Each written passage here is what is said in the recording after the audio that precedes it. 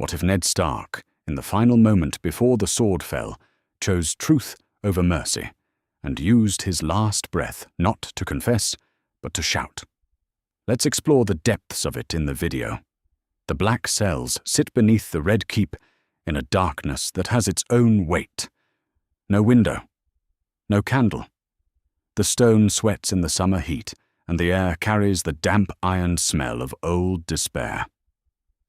Eddard Stark, Lord of Winterfell and Warden of the North, has been in this darkness for weeks. He is 36 years old.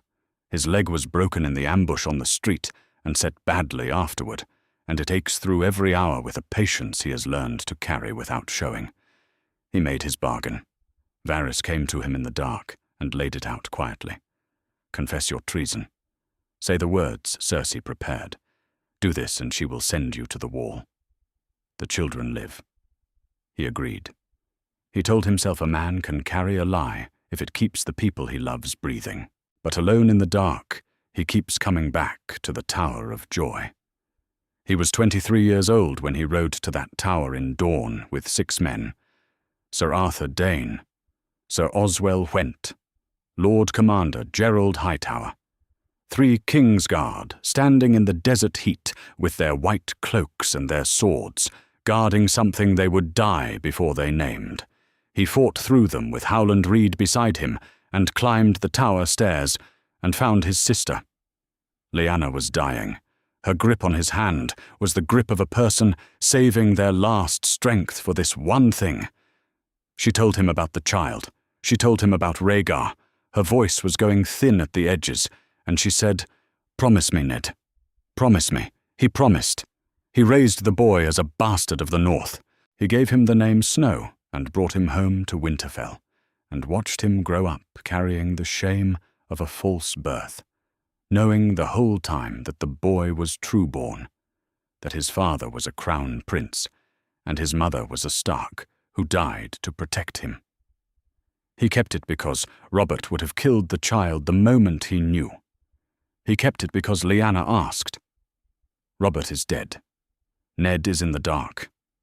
Jon is at the wall, 16 years old and sworn, carrying a bastard's name on a prince's blood. He turns the question over. He confesses. He takes the black. The truth dies in this cell, and Howland Reed will not speak from his swamp unsolicited, and Septon Maynard's journal sits in the citadel unread. Jon Snow never knows his name. Lyanna Stark died in a tower for nothing, unless someone says it today. In the one place where it cannot be unsaid. The great Sept of Baelor holds 10,000 people. Joffrey wants the spectacle of this, the theatre of a great lord on his knees. Ned is going to be given one moment of absolute attention in the most sacred space in the 7 Kingdoms, before a crowd that will carry what it hears to every corner of the city. He has one breath left that is entirely his own. He decides what to do with it. He does not sleep again that night. They come for him in the afternoon. Boots on stone, the rattle of chains, light that hurts after weeks of dark. He has marched through the Red Keep's corridors, past doors he walked, as Hand of the King 3 months ago, out into summer heat and the noise of a city that has been waiting for this. The route to the Great Sept is slow. The crowd lines both sides of the street and they shout. Some shout the things crowds shout at condemned men. Some are quiet, watching with the careful attention of people who know they are seeing something they will remember. He walks with his chains and his bad leg and 16 years of a kept promise, and he does not feel afraid. He feels clear. The great Sept of Baelor rises ahead of him, white stone and an enormous crystal dome swallowing the sunlight. The square is full, thousands of people pressed together in the summer heat. He can see the platform, pale wood bright against the stone. On it, gold and crimson. Joffrey, 13 years old, leaning forward with a boy's hunger for spectacle. Cersei behind him, standing very still in the way she stands when she is managing something she did not fully anticipate. And at the railing, gripping it with both hands, a girl in pale blue with auburn hair. Sansa. He is sorry she is here. There is no way to warn her of what he is about to do. She is a Stark. She will carry it. He looks for Arya in the crowd. The square is too large and too deep. He does not find her. He hopes she is somewhere far from this. He hopes she is already running. He is brought to the platform. Sir Ilyn Payne stands to one side, holding ice, his own great sword. The Valyrian steel is dark grey in the afternoon light, and for one moment Ned sees Winterfell in it, the smell of snow and his father's face. He lets that go. The High Septon begins the ceremony. The crowd hushes. Ned kneels on the stone. The chains are cold. His bad leg protests and he ignores it. He looks out at the thousands of faces and draws a breath. He opens his mouth and starts the words, "Cersei prepared." He gets 3 words out. He stops. The crowd feels it before it understands it. Something has pulled loose from the shape the day was supposed to have, and 10,000 people sense it at once, a ripple running through the square. Joffrey's brow creases. Cersei takes half a step forward. Ned lifts his head. His voice is not a shout yet. It is the voice of a man who has made a decision and is not afraid of it. "I have a confession to make, but not the one you were promised." The square goes very still. He thinks of Lyanna, her grip, her voice going thin, her promise. He thinks of a boy at the wall with dark hair and grey eyes, and a name that was never his. Then he speaks, clear and loud, loud enough to fill the crystal dome above him and carry into the streets beyond.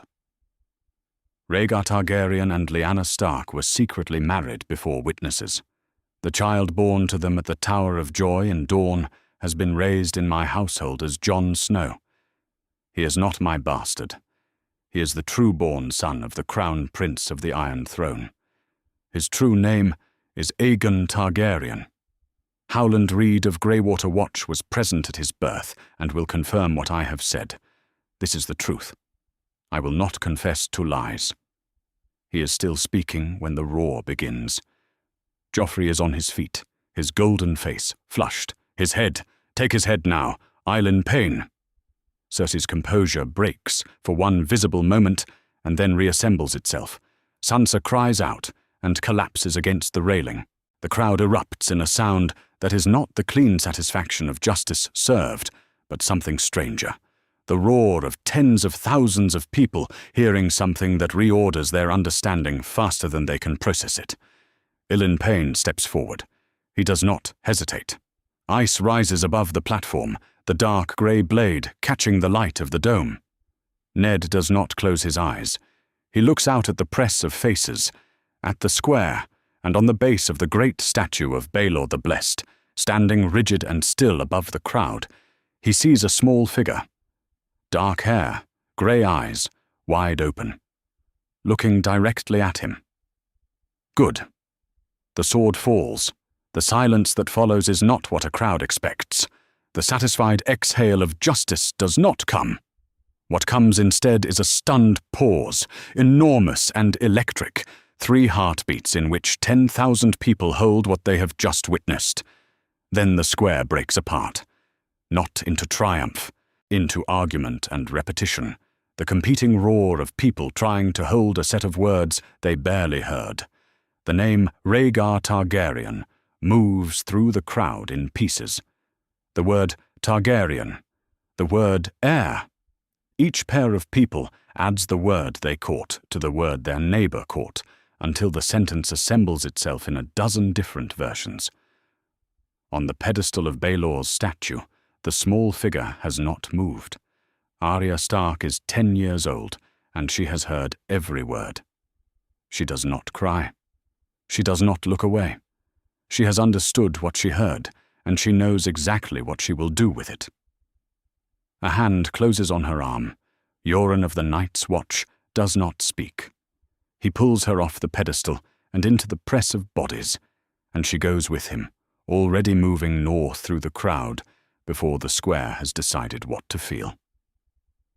Behind them, Ned Stark's head lies on the pale wood of the platform. The crystal dome holds the afternoon light a long time after he is gone. The words he spoke are already running through the city, answerable to no one, heading in every direction at once. Some of them will reach ravens before sundown. Some will reach riders. All of them will reach, in time, a wall 6 days' flight to the north, where a boy with dark hair and grey eyes is going about his duties and does not yet know his name. Cersei Lannister reaches the throne room of the Red Keep less than an hour after the sword falls, and by the time she arrives, she has already mapped the problem in its full dimensions. The shout cannot be unheard. The words went out to tens of thousands of people in the square, to the thousands more in the streets who heard from those pressed against the barriers at the edges, to the vendors and the soldiers and the beggars and the sept-goers who were simply in the wrong part of the city at the right time. The great Sept of Baelor carries sound the way a drum carries it. Whatever Ned Stark said in that crystal dome was heard by everyone who stood within 200 yards of the steps, and from there by the entire city within hours. This is not a rumor that can be traced to one origin point and cut off.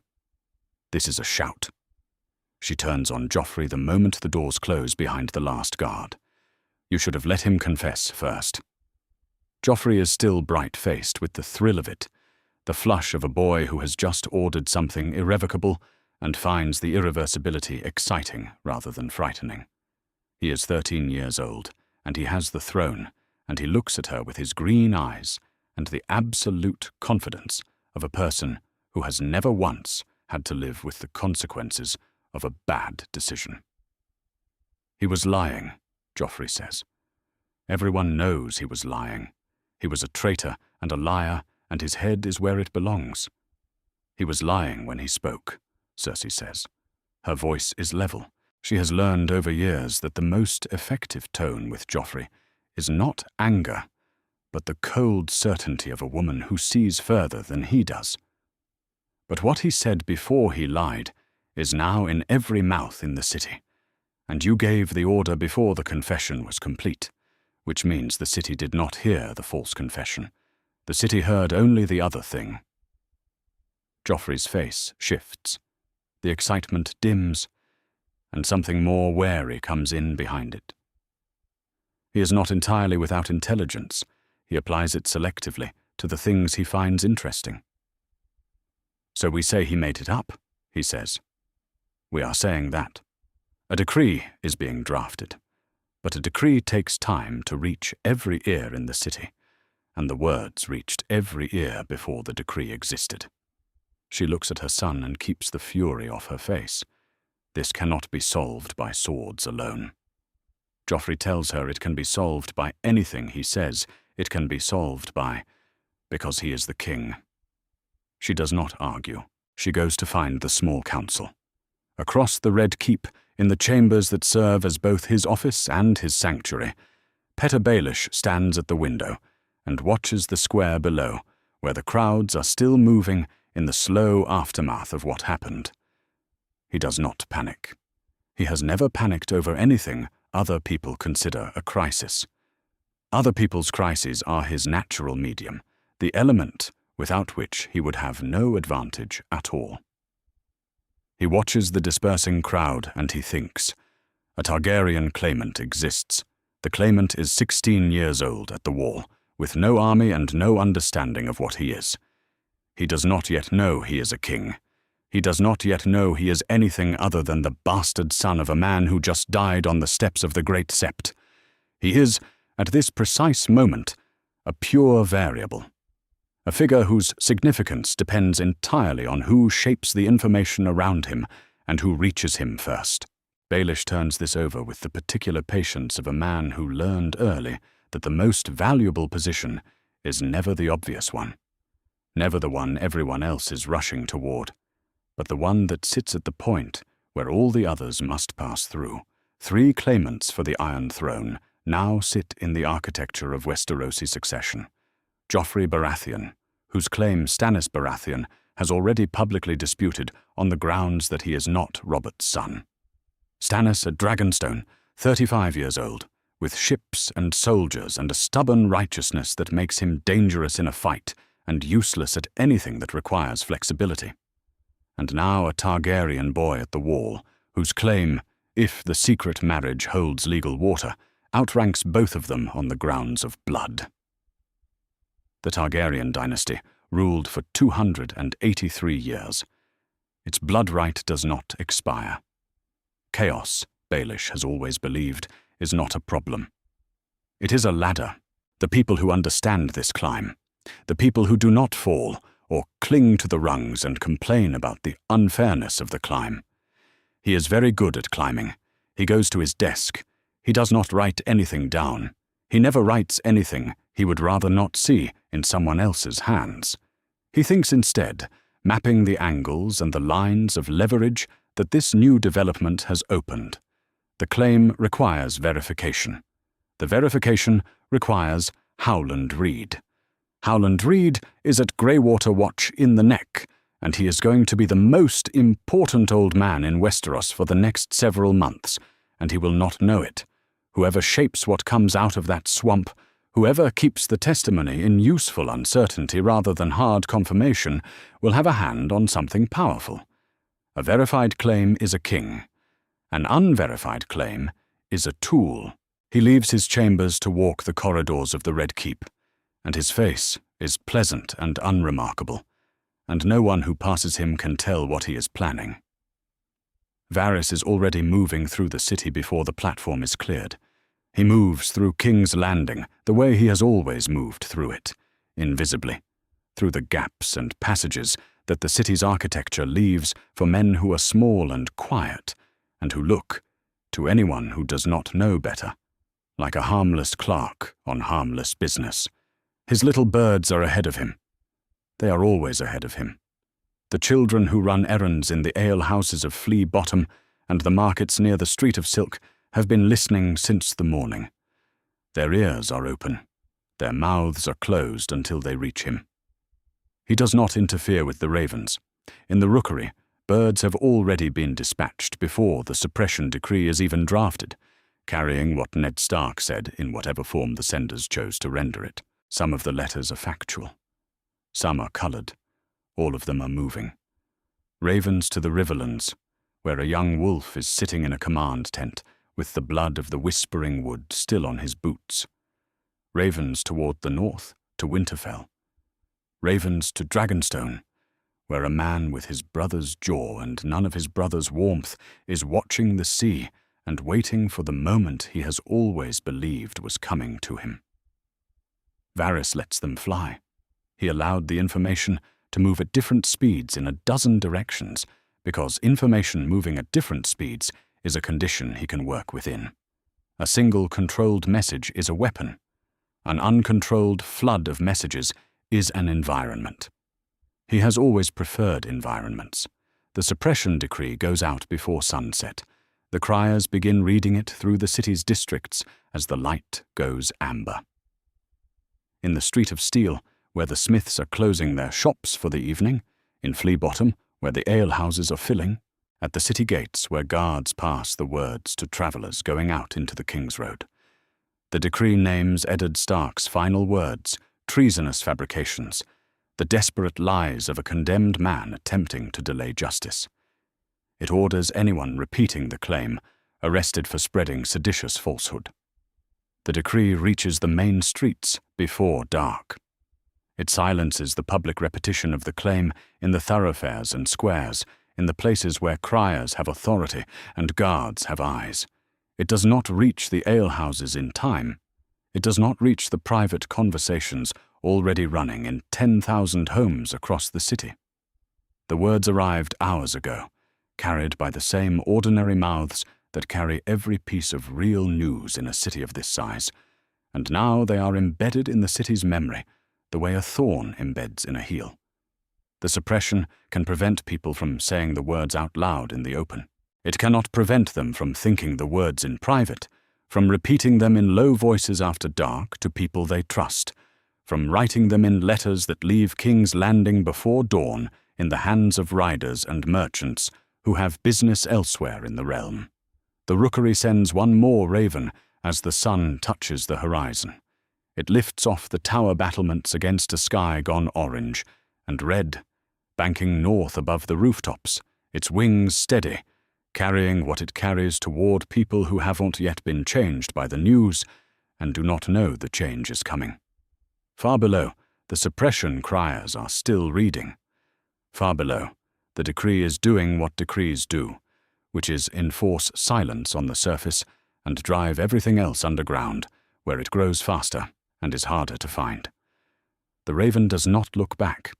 Night comes to the Red Keep, and Sansa Stark sits at the window of her chambers and does not sleep. She is 13 years old.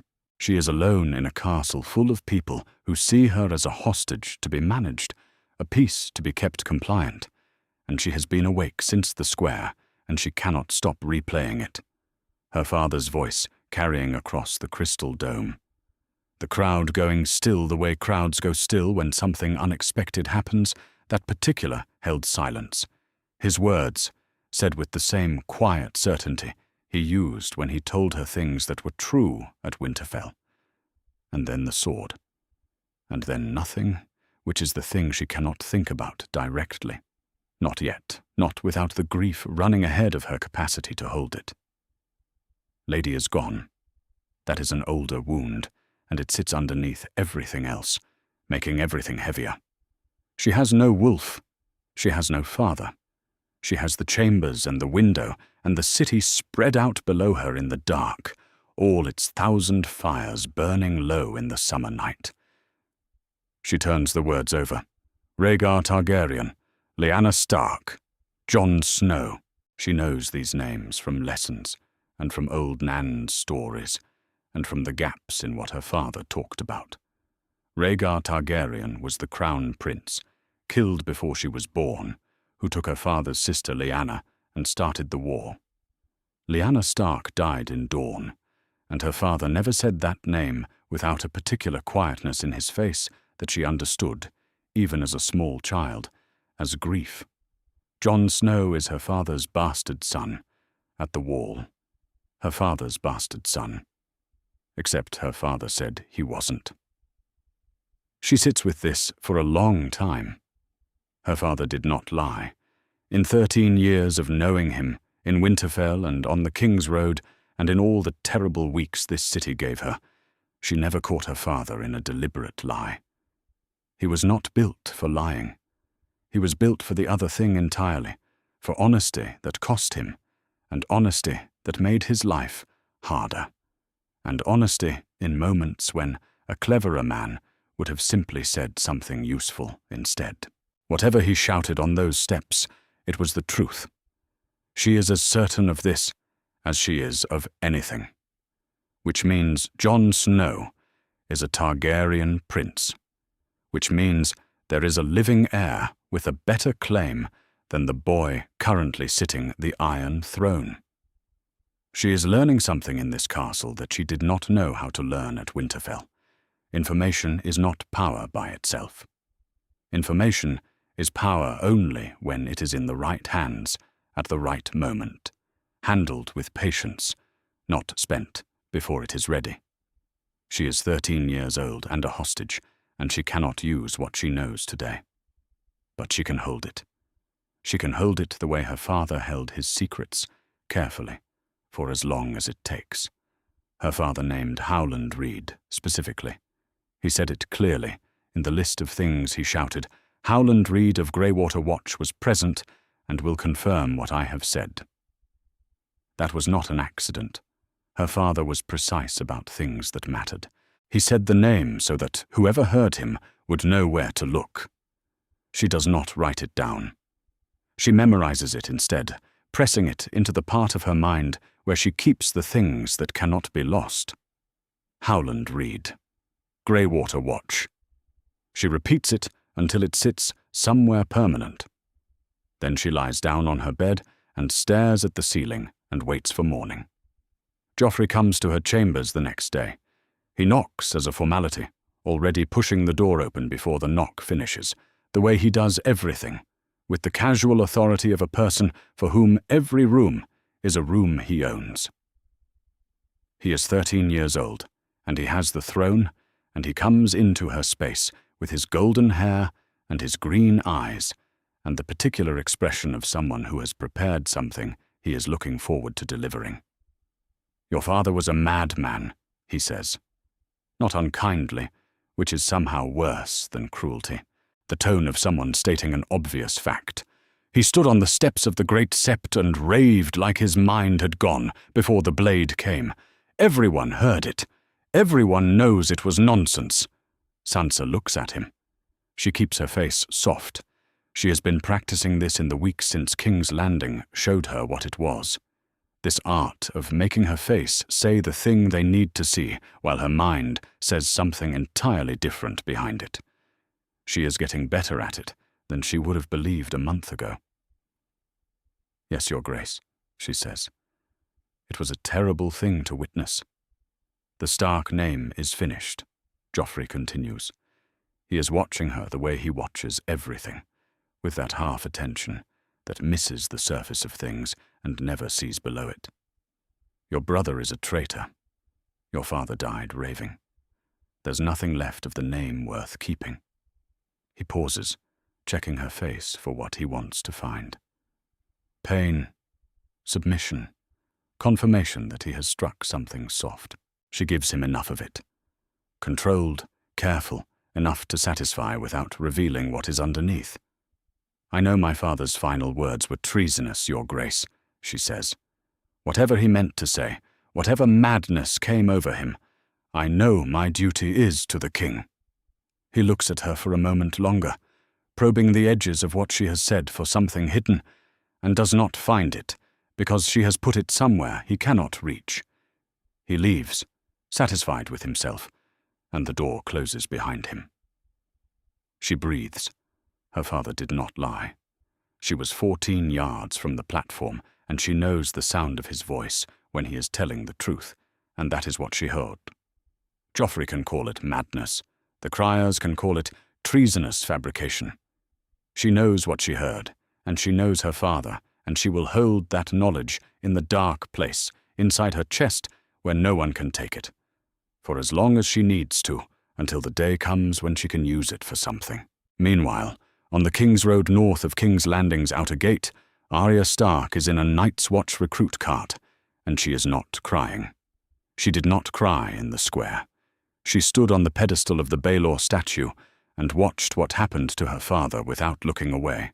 And she heard every word he said, every single word. And when Yoren pulled her off the pedestal, she went with him, because going with him meant moving north. And moving north was the only direction that made sense. Crying was not what this moment asked for. What it asked for was moving. Forward. North. Toward the wall. Yoren is the Night's Watchman driving the cart.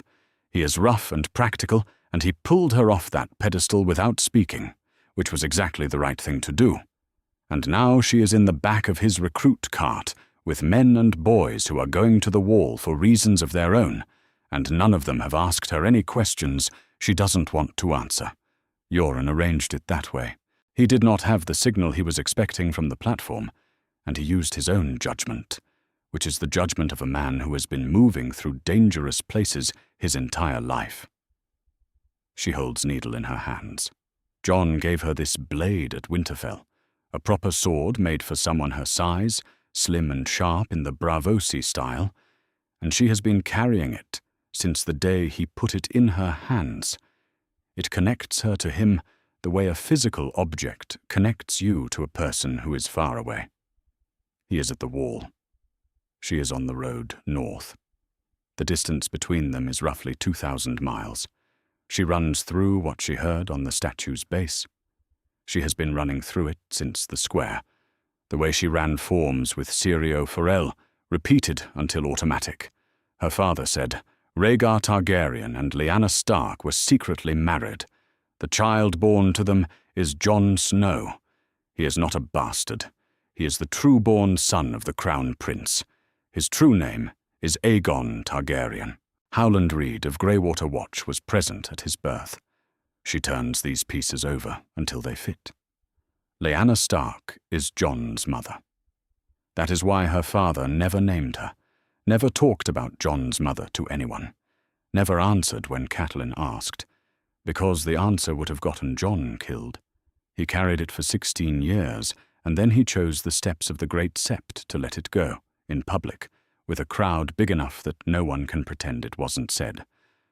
Jon doesn't know. He is at the wall doing his duties, and he does not know what he is. A raven can carry the words, and one will, but a raven cannot carry the weight of what she saw and heard, cannot tell him what his father's face looked like when he said it. She is the only Stark who heard it directly, who stood close enough to feel the truth of it in the air. Someone has to tell him. She has decided. It will be her. The cart rolls north into the dark, the King's Road pale ahead of them, and Arya looks back once at the smoke-hazed towers of King's Landing going smaller behind them. The city's fires burn low on the horizon. Then she faces north and does not look back again. 2,000 miles. She will cover every foot of it. The Battle of the Whispering Wood is over, and Robb Stark is 16 years old, and his side won, and he cannot celebrate. He stands in his command tent in the Riverlands, listening to the camp settle around him in the dark hours after the fighting. The air smells of river mud and the aftermath of battle, horses and steel, and the low sounds of men who have survived something enormous and are not yet sure what to do with the surviving. Grey Wind paces the dirt behind him, the big grey dire wolf restless in the way he is always restless when the blood smell is still in the air. Across the camp, in a cage built from wagon timber and rope, the Kingslayer sits. Sir Jaime Lannister, 33 years old and the most celebrated knight in the Seven Kingdoms, is Robb Stark's prisoner. They caught him at the river crossing after the ambush. He should feel the triumph of that. He reaches for it and finds nothing there. The first raven arrives before dawn. It is a short letter. His father is dead.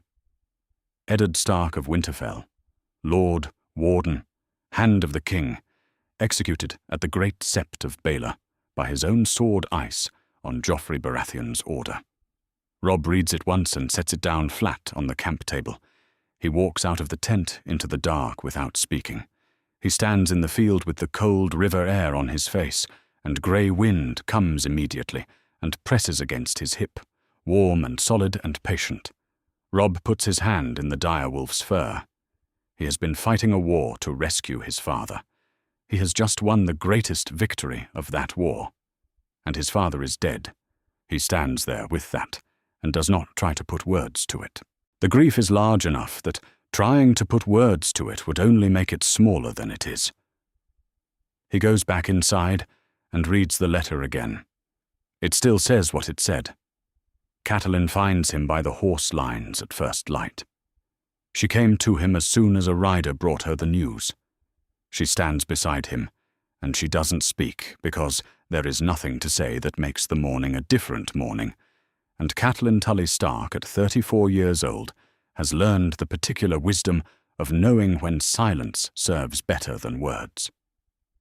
She lost Ned, too, her husband of 17 years. She holds it the way she has always held the hard things, in the part of herself that shows nothing. The second raven arrives a day and a half after the first. Robb is alone in the command tent when the rider brings it. He breaks the seal. He reads it. He lays the letter flat on the table and puts both hands beside it on the rough wood and breathes. Rhaegar Targaryen and Lyanna Stark were secretly married.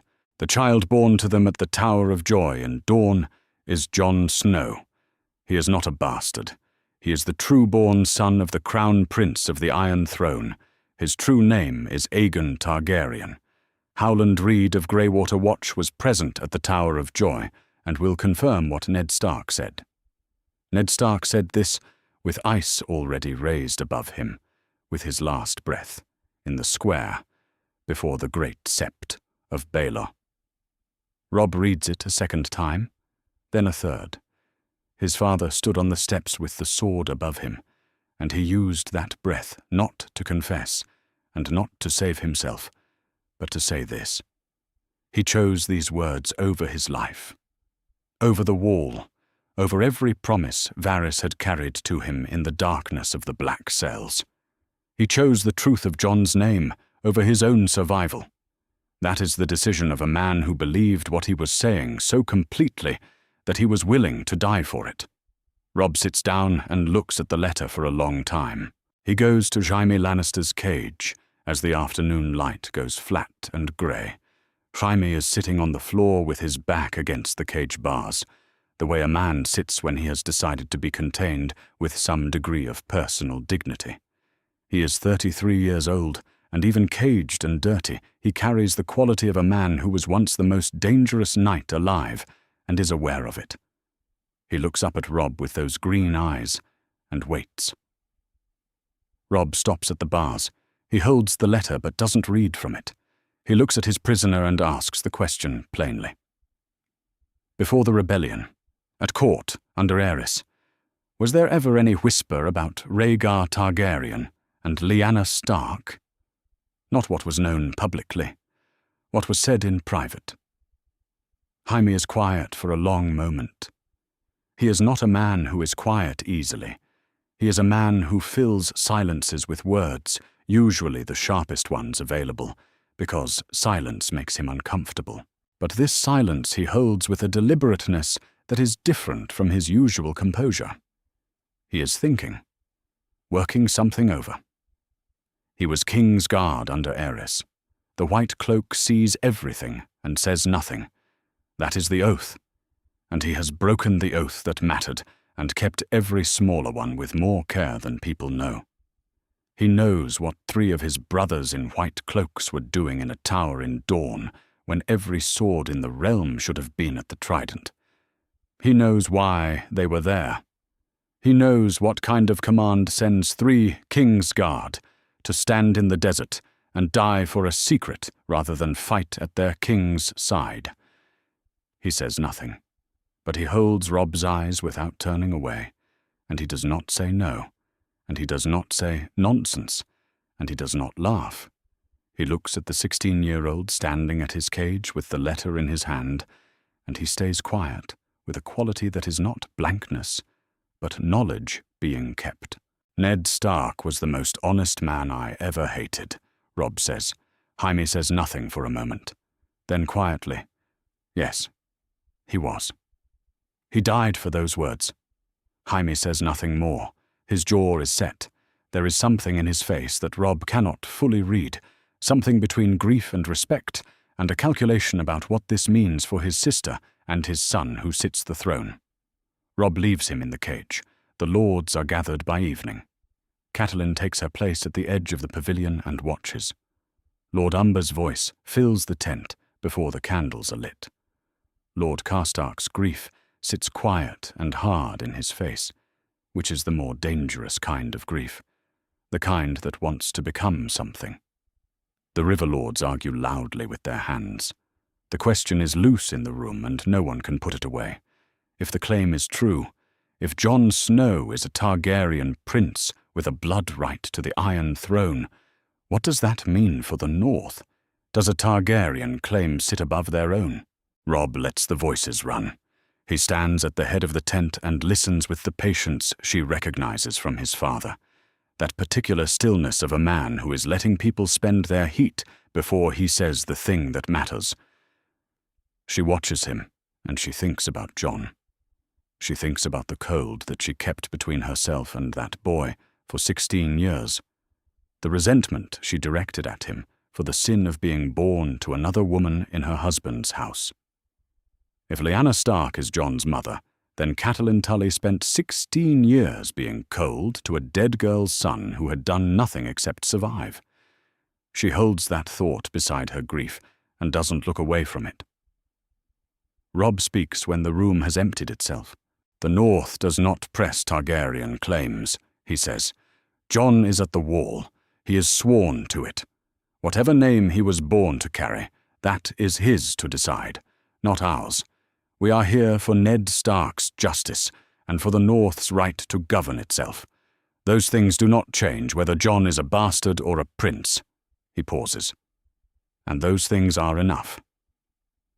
The argument does not die, but it settles into something workable, which is what the lords needed. Robb sends the raven to Winterfell before the wine is finished. Short and clear, "Father is dead. The North fights on. Hold Winterfell." He has to believe that Bran, 9 years old and paralyzed, and reading the letter by candlelight in Maester Luwin's hands, will hold it, because Starks hold what is theirs. Then he goes back to the camp table and the second letter and the name written in it, and he sits with it quietly in the way that his father taught him, without knowing he was teaching him. And he thinks about Jon at the wall, 16 years old, and going about his duties and carrying a name that doesn't belong to him.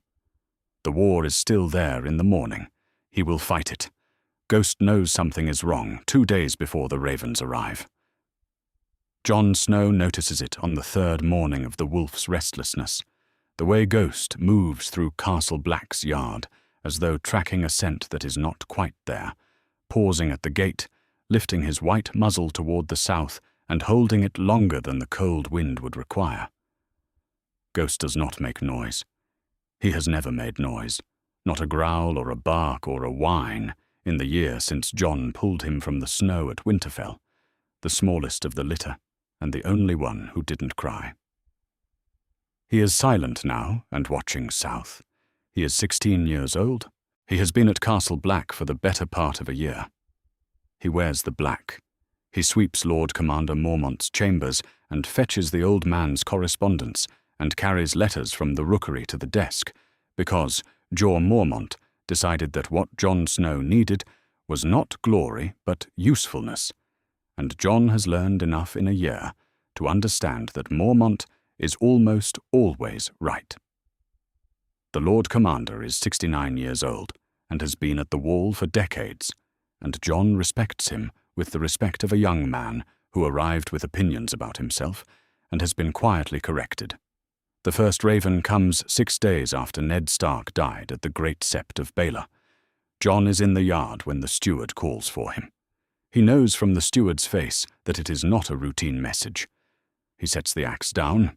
He walks to Mormont's chambers and stands before the desk, and Mormont hands him the letter, and Jon reads it. Ned Stark is dead. Executed, beheaded with his own sword, ice at the great Sept of Baelor, by Joffrey Baratheon's order. Eddard Stark, Lord of Winterfell, Warden of the North, Hand of the King, 36 years old. Jon sets the letter on the desk. He says nothing. He walks across the yard and through the gate and stands in the open cold with the wind coming off the south and the wall rising 700 feet above him, ancient ice white and blue-grey, 8,000 years of watch held in its face. Ghost is there within a minute, pressing against his leg, standing still. Jon puts his hand in the dire wolf's fur. He does not cry. The thing he feels is too large for crying. Crying is what grief does when it has found its shape, and this has no shape yet. His father is dead by a boy, king's order, on the steps of the great Sept. Jon stands in the cold and stares at nothing, and the wall does not change. He does his duties. There is nothing else to do. He carries letters and sweeps floors and attends the Lord Commander and goes about the work, and in the evenings he sits with Ghost in silence and does not speak to anyone about what he carries. Ghost remains restless. He watches south. The second raven arrives 8 days after the first. Mormont calls him to the chambers, and his face is different this time. Not the clean grief of bad news, but something more complicated. The face of a man holding a thing that requires care. He does not hand Jon the letter immediately. "Sit down," Mormont says. Jon sits. "Before you read this," Mormont says, "I want you to know I believe what it says." Jon reads the letter. He reads it twice. Then he sets it flat on the desk and looks at his hands. Rhaegar Targaryen is his father. Lyanna Stark is his mother. They were secretly married before the rebellion. He was born in a tower in Dorne. He is not Eddard Stark's bastard. He is the true-born son of the crown prince of the Iron Throne. His name is Aegon Targaryen. His father stood on the steps of the great Sept, with ice raised above him, and used his last breath to say these words in the one place in the realm where they could not be taken back. From the corner of the chamber, Ghost makes a sound. John has never heard Ghost make a sound in his life. It is a single, long howl, high and clear, and through the window, John can hear the crows lifting off the battlements in a mass of black wings, 100 birds rising at once into the grey sky, and then silence. John looks at his hands. He thinks about dark hair and grey eyes, which are his, which he always understood as the Stark in him, his father's colouring. He is still looking at his hands, and they are still his hands, and nothing about him has changed except everything. "I'll leave you for a time," Mormont says. John goes to the Godswood. Castle Black's Godswood is small, a handful of old trees with a weirwood heart tree at the centre, white bark and a carved face wearing the same expression as every weirwood face, patient and very old. John kneels in the dark ground before it. Ghost sits at the edge of the trees and watches. He thinks about 16 years. His father knew. His father knew the day he brought John home to Winterfell. Knew every day John sat at the wrong end of the high table. Every day Catelyn looked at him with that careful coldness. Every day someone said, "Ned Stark's bastard," and his father heard it and said nothing. Every bastard shame John ever carried, his father put on him deliberately and carried the knowledge of its injustice for 16 years without speaking. John kneels at the weirwood and lets himself feel the anger of that, because it is his right, and he will not perform a grace he doesn't yet have. Then he thinks of the Tower of Joy. His father fought through 3 Kingsguard to reach a tower in Dawn. Sir Arthur Dane. Oswell Went, the Lord Commander of the Kingsguard, standing in the desert heat with their white cloaks, dying rather than name what they were guarding, and at the top, his mother, dying. She held a promise until she could hold it no longer, and gave it to the one person she trusted. She said, "Promise me, Ned." His father promised. He kept it for 16 years at cost to himself, and greater cost to John. And John can be angry about the cost, while also understanding, in the part of him that is still enough to be honest, that the alternative was a dead child. Robert Baratheon did not leave Targaryen claimants alive. His mother knew that when she whispered the promise with her last breath. His father knew it every day for 16 years and kept quiet, and finally could not keep quiet when ice was already above him, and used the one breath left to give John his name back. That is not carelessness. That is not a man who forgot what he owed. The anger does not go away, but it changes shape into something he can carry alongside the other things he is carrying. "I thought I'd find you here." Mormont's voice comes from behind him, before dawn. The old man moving through the Godswood with the careful steps of someone whose joints have stopped cooperating. He stands at the edge of the heart tree's shadow. "The oath," John says. He does not turn. "Yes," Mormont says. "I swore it. I said the words." John is quiet for a moment. Night gathers, and now my watch begins. It shall not end until my death. I shall take no wife, hold no lands, father, no children. I shall wear no crowns and win no glory. He pauses. I said those words. I meant them. I know you did. I said them under a name that wasn't mine. Mormont moves and settles on a low stone at the edge of the trees. The oath is to the watch, he says, not to the name. Men have taken the black under false names, under names that ran from crimes and families and deaths they left behind. The oath holds them anyway. It held before their names, and it holds after. He pauses. The wall does not care what your father's name was. What's beyond it is still beyond it. The men standing between here and whatever comes from the north are the same men they were yesterday. He looks at John's back. The decision is yours.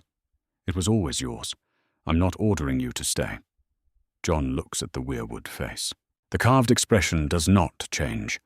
It has been wearing that expression since before the wall was built. The name Aegon Targaryen sits in him like a thing that does not yet fit its container, too large and too strange. He is Jon Snow. He has been Jon Snow for 16 years, and his hands know how to split wood and carry letters and care for a direwolf and stand a watch in the cold. He does not yet know what Aegon Targaryen knows. He does not know what that name asks of him. He stands up from the weirwood. He turns to face the Lord Commander. "The name is mine to decide," he says, "not anyone else's." Mormont looks at him. "Yes. I'm not leaving." The old man rises from the stone with the slow effort of his years. He says nothing more. He walks back toward the castle, and Jon walks beside him, and Ghost falls in at Jon's other side, and the three of them cross the Godswood together as the sky to the east begins to go pale. The wall stands above them, 700 feet of ancient ice, cold and old and unchanged. Jon looks up at it as they walk. The name is his. The wall is his. The oath was sworn and the oath stands. He will carry all of it. The Raven reaches Dragonstone 3 days after the execution. Stannis Baratheon, 35 years old, stands in the great hall of Dragonstone with the letter in his hand and reads it once without expression. Then he puts it down on the war table and looks at the map spread beneath his hands and thinks. The great hall is cold even in summer. The stone walls sweating with moisture off Blackwater Bay, the smell of salt and iron, and the particular damp of a fortress that was built by dragon lords and has not entirely forgotten it. No fire burns because Stannis has not ordered one. He does not notice the cold. He picks up the letter and reads it again. Eddard Stark had used his last breath not for the false confession that was prepared for him, but for something else entirely. Rhaegar Targaryen and Lyanna Stark, secretly married before witnesses. Jon Snow, raised as Ned Stark's bastard, is the true-born son of the Crown Prince of the Iron Throne. His name is Aegon Targaryen, 6th of his name. Howland Reed of Greywater Watch was present and will confirm it. Stannis sets the letter down. His jaw is a line of clenched bone, which is how it always is, a quality that people who do not know him mistake for calm. He has been pressing his claim to the Iron Throne on the basis of legitimacy. Joffrey Baratheon is not Robert's son, and Stannis has sent ravens to the lords of the realm declaring it. His claim rests on clear succession law. He is Robert's heir, the older surviving brother, the legal claimant. He has always believed that a principle worth defending is worth defending when it is inconvenient, because a law that bends to whoever holds the sword is not law at all. But a true-born Targaryen son, if the claim holds, carries a blood right that precedes every Baratheon claim in the succession. The Targaryen dynasty ruled for 283 years. Their claim does not expire because they were overthrown. It transfers to surviving blood. Stannis' own claim is a generation deep at most. A legitimate Targaryen heir, never attainted, never publicly known, never included in any succession settlement. His claim, legally, sits above it. Stannis does not like this. He works through it without sentiment, looking at what is actually true. The boy is at the wall. 16 years old, sworn to the Night's Watch, the most binding oath in the realm outside the Kingsguard itself. He has no army, no allies, no dragon, no understanding yet that the claim exists. A claimant who does not know he is one, who cannot act on the claim even if he learns of it, is not a rival in any practical sense. He is a variable. Variables can be outlasted. Joffrey is still illegitimate. Cersei is still a traitor. The throne is still Stannis's by law and right. He goes to the window that faces east over Blackwater Bay and stands there with the grey water churning below and his ships riding at anchor in the harbour. His soldiers are in the castle. His fury is still cold and precise, and focused on the usurper's bastard on the throne. He will press that case. He will not acknowledge a Targaryen variable in any letter that could reach the wrong hands. To acknowledge it is to give it weight. He is not yet willing to grant. The raven he sends that evening says nothing about Jon Snow. It continues pressing his own claim in the language he has always used. He watches. He waits. 300 miles north of King's Landing on the King's Road, Tyrion Lannister hears the news at a way station and goes very still. He is 26 years old, and he has been traveling south from the Eyrie, with Bronn beside him and hill tribesmen behind. The road has been long, and the available wine has been adequate at best. He is a small man with a large head, mismatched eyes, one green, one black with a slit pupil, and a face that even his own family has never found easy. His nose was always too large, and is now partly missing from a wound that has not fully healed. He has made his peace with how he looks, which was not a short process. The rider at the way station comes south with the kind of news a man is bursting to deliver. Ned Stark is dead, beheaded at the great Sept of Baelor. And before the sword fell, he shouted something across the square. Tyrion puts down his cup. The rider tells it the way news travels at riding speed, in pieces rearranged by each retelling: Rhaegar Targaryen, a secret marriage, Jon Snow, a prince at the wall, Howland Reed of Greywater Watch as the witness. The details are present, even if the sequence shifts with each mouth that passes them along. Tyrion picks up his cup again and looks at the wine without drinking. "Bronn," he says. "I heard," Bronn says. Tyrion thinks. He has a particular talent for the invisible architecture that holds power in place. Claims and debts and information, and the people who carry each piece, and the angles at which those pieces might be turned against each other. He has been turning over the question of the missing Targaryen for years, not aloud, but in the part of his mind that keeps running the arithmetic regardless of what the rest of him is doing. A boy the right age, born near the end of Robert's rebellion, raised by Ned Stark, who never once in 16 years named the mother. To his wife, to his bannerman, to anyone. Tyrion has known liars his whole life, and Ned Stark was not one of them. A man who cannot lie, who sustains a secret for 16 years anyway, has a reason equal to the cost. The cost of calling the boy a bastard was Ned's reputation and his honor, and the boy's dignity. The reason to pay it was the boy's life. Robert Baratheon had a long reach and a temper that did not account for children. 3 Kingsguard standing in the heat of dawn at the Tower of Joy, not at the Trident with their king, not with the Crown Prince at his last battle. 3 of the finest swords in the realm guarding something in the desert rather than fighting the war. Tyrion has always known what that means. You do not send Sir Arthur Dayne to stand in a tower unless the tower holds something worth Sir Arthur Dayne dying for.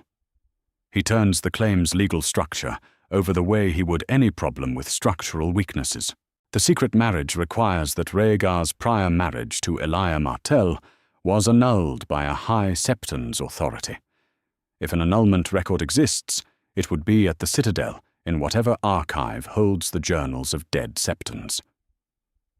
Howland Reed is the living witness behind the best natural fortification in Westeros, with Crannogmen, who control the only land route into the north. Getting to Reed requires passing through the Neck. The Neck does not let people through it unless the Crannogmen allow it. Without Reed's testimony or the Citadel record, the claim is a dying man's words, spoken in a sacred space. Significant, impossible to unspeak, and already in every alehouse and private conversation in the realm, but not legally sufficient to seat anyone on a throne.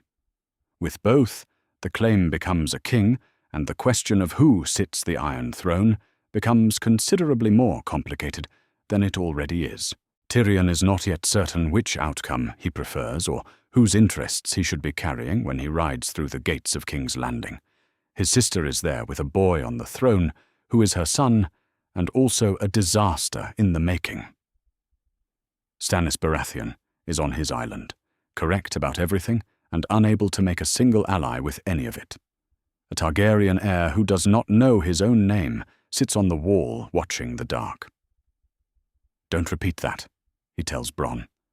Bronn looks at him evenly. Wouldn't know who to tell. Tyrion sets down the cup. The King's Road continues south through brown autumn grass, and King's Landing waits ahead with its 100,000 problems and his sister at the center. He will arrive. He will look at the board. He will decide which pieces are his to move, and in which direction. And he will do it with the particular precision of a man who has learned that the only way a small person survives in a world of large ambitions is to understand the game better than everyone else in the room. The rider's news rides with him. He does not speak of it again until he is ready. The torches in Robb Stark's pavilion burn low by the time the lords are ready. They have been filling the tent for an hour, coming in from their separate fires through the cold Riverlands night. Lord Umber, broad as a door and louder than a siege engine, even when he is trying to be quiet. Lord Karstark, who carries his grief like a stone against his ribs, and whose face is hardest to read of any man in the room. The river lords from Tully's bannermen, who argue with their hands rather than their silences. They fill the pavilion with heat and noise, and the smell of men who have been fighting a war. Catelyn Stark, 34 years old, stands at the edge where she can see the room without being at its center. Her husband is dead. Her son stands at the head of the tent, 16 years old, with the stillness of a man twice his age, and the grief of a boy his own age locked somewhere behind his eyes, listening to 40 lords tell him what to do. He does not need to be told. She has watched him make decisions throughout this campaign that surprised men 3 times his experience, watched Grey Wind pace at his side, and the lords follow the direwolf's instincts as readily as the boys. She watches now, and waits for the moment she already knows is coming. It comes from the Great Jon. Lord Umber's voice fills every space it enters, and what he says is not subtle. He will not kneel to Joffrey Baratheon, who put Ned Stark's head on a spike, and he will not kneel to Stannis, who was never a lord the North chose, and he will not kneel to any Targaryen. If he kneels, it is to a Stark. The room catches fire. Robb's name runs through the pavilion like a current, the torches bouncing in the draught made by 60 voices at once. King in the North. The ancient title. The title of the kings who ruled before Aegon, and his dragons bent the realm into one shape. The lords draw their swords and lift them, and the steel catches the torchlight. Robb stands at the head of the tent and does not flinch. He is 16 years old, and his father is dead, and he is holding 40 lords on the strength of his name and his sword, and whatever Grey Wind sees when the direwolf looks at him. He says yes. He accepts. Catelyn watches. She thinks about Ned, about what it would have meant to him, his son raised up by the lords his family kept safe for generations, about what it costs. The lords settle, and that is when a river lord raises the question they have all been quietly not raising. If Jon Snow is Aegon Targaryen, the true-born son of the Crown Prince, what is the king in the North's position regarding a Targaryen claim that sits above any of them? The room goes quieter than it was during the swords. Robb's answer comes without hesitation. He has had it ready for days. The North does not seek the Iron Throne, he says. The North seeks to be free of it. Whatever Jon's name is, whatever his blood right, that is Jon's to press or to set aside. We do not kneel to dragons. We do not seek their throne. We seek our own sovereignty, as we had before the conquest, and that is what I will defend. He pauses. Jon Snow is my brother. His choices are his own. They always were. The question is not answered so much as put outside the tent, told to wait in the cold. The lords are satisfied enough, which is what councils require at the end of a long night. Catelyn watches her son and thinks about Jon. She spent 16 years being cold to that boy. Not with malice, she has always told herself, but with a careful distance, the distance a woman maintains from her husband's apparent infidelity, brought into her own household. She asked Ned once who the mother was. He looked at her with a quiet that was not stoniness, but something deliberate, and said, "Never ask me about Jon." She carried the resentment for 16 years. Lyanna Stark, Ned's sister, who died in a tower in Dorne, and whose name Ned spoke with a quietness she understood even then as grief of a permanent kind.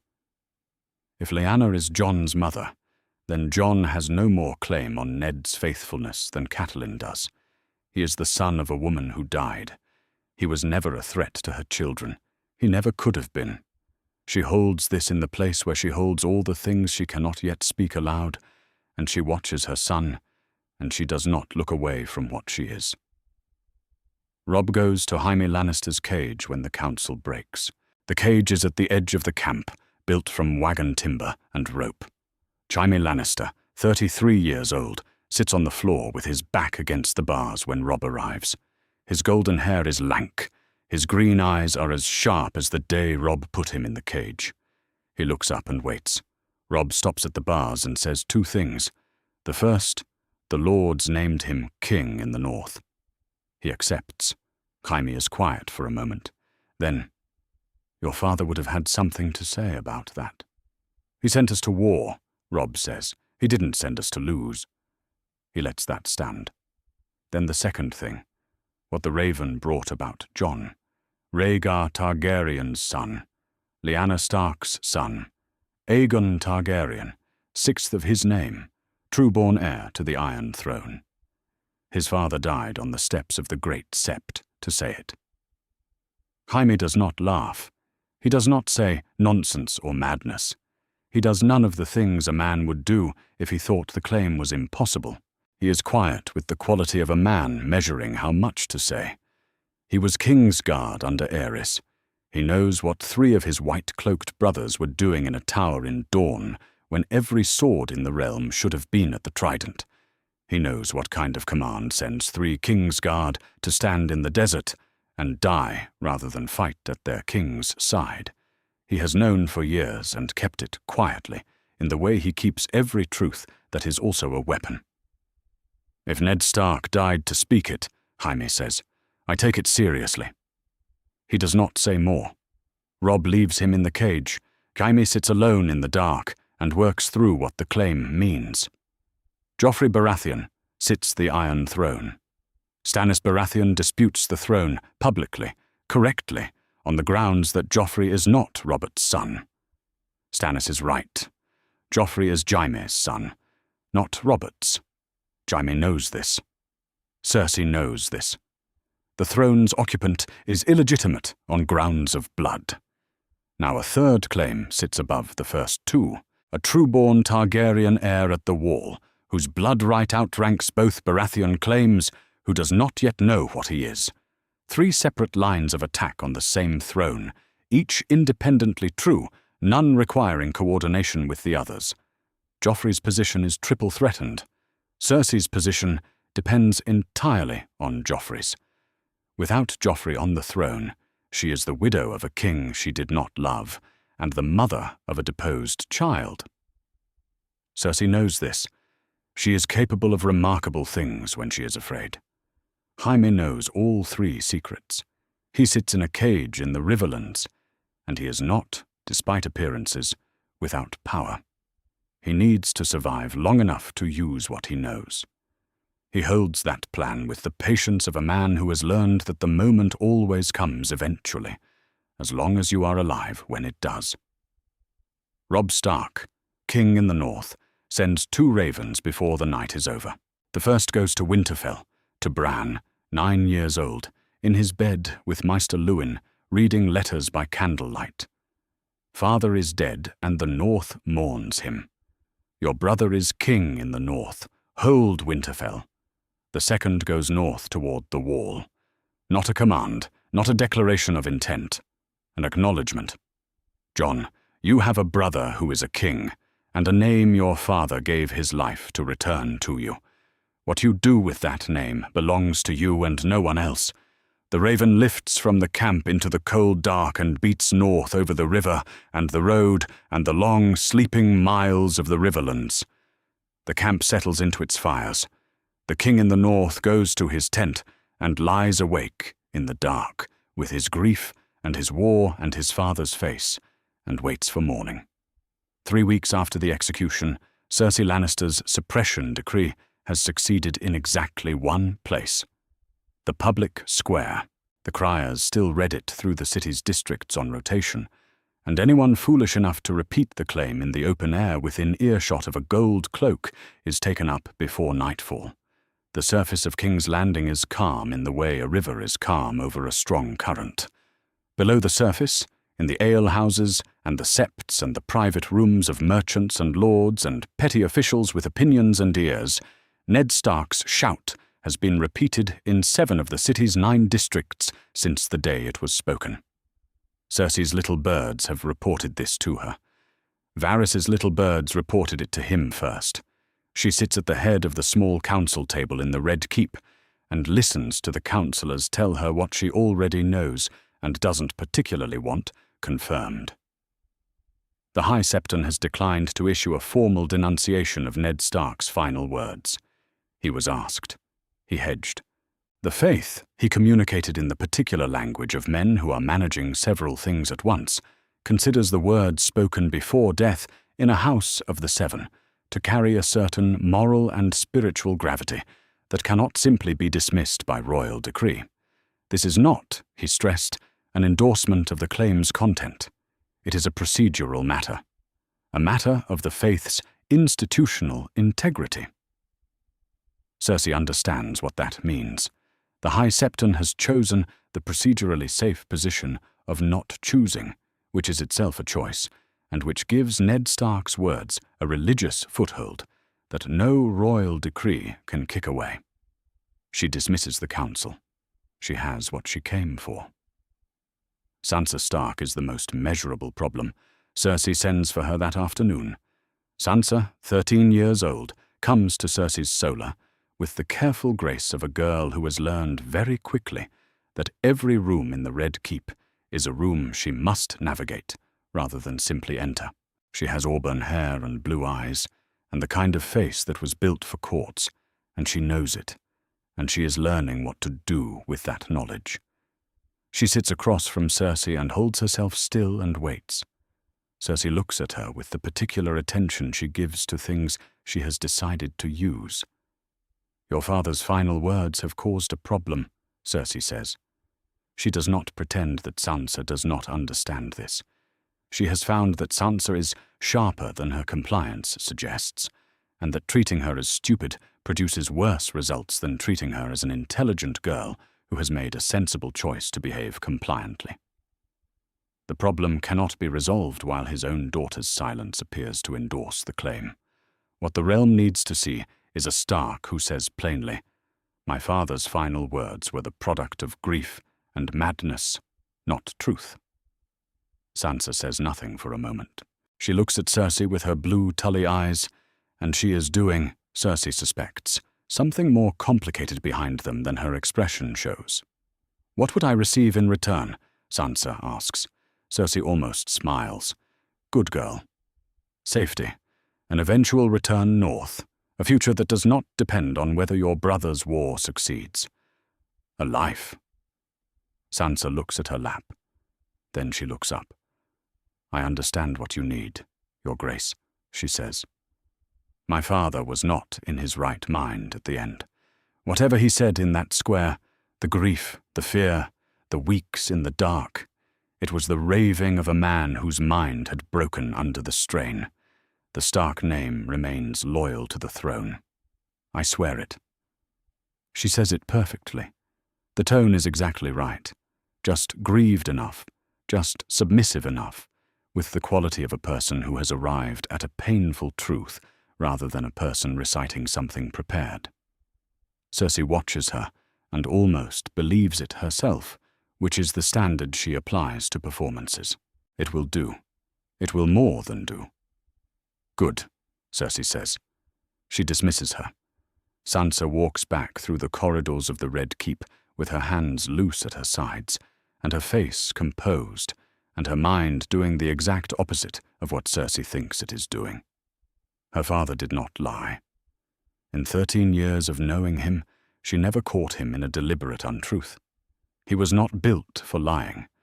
He was built for honesty at cost, and what he shouted on those steps was the most expensive honesty she has ever witnessed. Cersei can call it madness. The criers can repeat the decree. She knows what she heard. She knows the sound of her father's voice when he is telling the truth, and that was that sound in the last moment she will ever hear it. Across the Red Keep and through the city, in a private room in a building near the Street of Silk that belongs in spirit, if not in name, to Petter Baelish, the Master of Coin is meeting with a man who has interests in the Riverlands. Petter Baelish, 31 years old, does not raise the claim openly. He does not say, "Jon Snow is a Targaryen prince, and this is what it means for the war." He is not interested in announcing things. He is interested in arranging things, and there is a considerable difference. What he says, in the indirect language of a man sharing information with a man who will know what to do with it, is this: "The matter of Jon Snow's parentage rests on 2 pillars. The first is Howland Reed of Greywater Watch, the only living witness. The second is whatever documentary evidence may or may not exist at the Citadel. The first pillar is a man in a swamp behind the best natural fortification in Westeros. The second pillar is an archive in a city controlled by the Citadel. What Baelish does not say is what this means. He does not need to. The man across from him has ears and an understanding of leverage, and he will draw his own conclusions, and his conclusions will set other things in motion, and those things will serve Baelish's interests without Baelish having to be visibly connected to any of them. He has decided that Howland Reed must remain unavailable, not dead. A dead Howland Reed becomes a martyr and a mystery, and gives the claim the sacred quality of suppressed truth. An unavailable Howland Reed simply cannot be confirmed. An unconfirmable claim can be used forever, pointed in any direction, applied to any situation, without ever having to be cashed in. Baelish intends to keep the claim in that state for as long as possible. He leaves the meeting and walks back through the city in the early evening, his face pleasant, his step unhurried. The suppression criers are finishing their last rotations through the Flea Bottom district. He listens to them without breaking his pace. They are doing Cersei's work. He is doing his own work, which is more durable. He does not know that Varys knows where he went. Varys has known since the meeting was arranged. His little birds are everywhere. The important conversations happen in this city, in every district, in every private room that is not as private as its occupants believe. 7 of the city's 9 districts now carry Ned Stark's words in their walls and floors, and in the conversations that happen after the doors are closed. He does not stop Baelish. Not yet. The game has many moves left in it, and stopping Baelish now would only drive his work somewhere Varys cannot see. Better to watch. Better to understand the shape of what he is building before deciding whether to dismantle it or redirect it. In her chambers that evening, Sansa Stark sits at the window with the city below her, and goes through what she knows. She does not write it down. Writing creates evidence, and evidence can be taken. She memorizes instead, pressing each piece into the part of her mind where she keeps the things that cannot be lost. Her father named Howland Reed specifically. He did not just say there is a witness. He said, "Howland Reed of Greywater Watch was present and will confirm what I have said." He said it with the specificity of a man who understood that precision, in a moment like that, was a gift to whoever was listening carefully. Her father was precise about things that mattered. He chose the name so that whoever heard him would know where to look. She says the name until it sits somewhere permanent.